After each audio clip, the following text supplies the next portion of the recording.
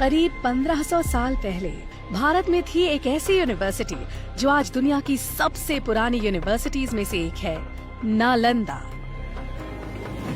नालंदा शब्द 3 शब्दों से बना है, न प्लस आलम प्लस दा। इसका मतलब है एक ऐसा उपहार जिसकी कोई सीमा ना हो। वाकई जैसा नाम वैसा काम। इस यूनिवर्सिटी में ज्ञान का भंडार था। यहाँ सिर्फ धार्मिक ग्रंथ ही नहीं बल्कि लिटरेचर, थियोलॉजी, लॉजिक, मेडिसिन और फिलॉसफी जैसे कई सब्जेक्ट्स पढ़ाए जाते थे। और तो और हर सब्जेक्ट का भरपूर ज्ञान देने के लिए बनाई गई थी 9 मंजिला लाइब्रेरी, जिसमें लाख 2 लाख नहीं 90 लाख से भी ज्यादा बुक्स और मैन्युस्क्रिप्ट्स थी। ये यूनिवर्सिटी 700 साल तक दुनिया को सीख देती रही, लेकिन नालंदा ने कई बार हमलों की मार को भी झेला।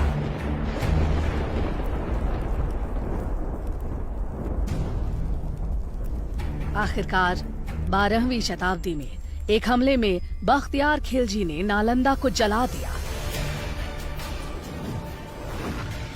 और माना जाता है कि इसकी लाइब्रेरी 3 महीने तक जलती रही और ज्ञान का वो खजाना जो संभाल कर रखा गया था धुएं में खो गया।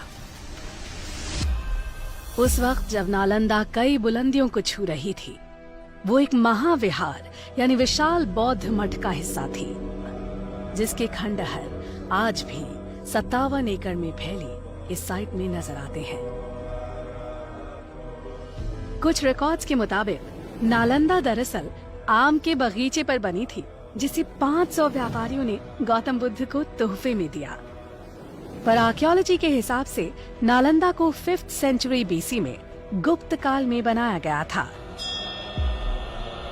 उसके बाद गुप्त काल में इस जगह का और डेवलपमेंट हुआ और ये एक विहार से 7वीं शताब्दी तक महाविहार बन चुका है। अलग अलग दौर में यहाँ कई महान टीचर्स ने पढ़ाया, जैसे नागार्जुना, बुद्धपालिता, शांत रक्षिता और आर्यदेव। और जानते हैं स्टूडेंट्स कौन थे? चाइनीज ट्रैवलर ह्यूंग सांग जैसे कई लोग जो दुनिया भर से यहाँ खींचे चले आते थे। यहाँ पर पूरे विश्व से, चीन से, म्यांमार से, श्रीलंका से अनेक प्रांतों के लोग इस जगह पर शिक्षा ग्रहण करने के लिए आया करते थे इस महाविहार में। लेकिन इस सब के बावजूद नालंदा वक्त की मार को नहीं झेल पाई। इसीलिए डॉक्टर अब्दुल कलाम की पहल से नालंदा ने एक मॉडर्न इंटरनेशनल यूनिवर्सिटी के रूप में फिर से जन्म लिया।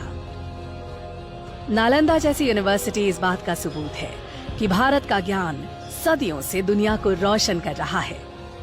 हम उम्मीद करते हैं कि वक्त एक बार फिर करवट लेगा और बेहतरीन एजुकेशन की तलाश करता हर इंसान कहेगा, it happens only in India.